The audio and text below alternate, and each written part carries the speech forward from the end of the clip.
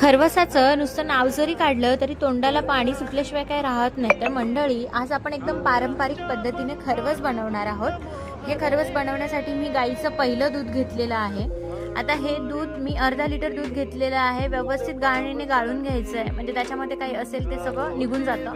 त्यानंतर 1 वाटी साधं दूध घेतलेलं आहे। त्यानंतर 1 वाटी साखर, 1 चमचा वेलची पूड, थोडेसे मी केसर टाकून घेतलेले आहेत। त्यानंतर हे व्यवस्थित मिक्स करून घ्यायचं आहे, जेणेकरून त्यातली साखर विरघळली गेली पाहिजे। आता मी एक कुकरचा डब्बा घेतला, त्याला व्यवस्थित ओलं करून घेतलंय पाण्याने आणि त्यामध्ये हा पूर्ण मी चीक ओतलेला आहे आणि कढईमध्ये पाणी गरम करून उकळी आणली आहे। आता त्या कढईमध्ये हा डब्बा ठेवून व्यवस्थित झाकून एक 30 ते 35 मिनिटं वाफवून घेतल्यानंतर आपल्या इथे खरवस एकदम मऊसूत असा खरवस तयार झालेला आहे। मी छान वड्या पाडून घेतलेल्या आहेत, बघू शकता तुम्ही। अशा प्रकारे तुम्हाला अजून रेसिपी बघायची असेल तर चॅनलला फॉलो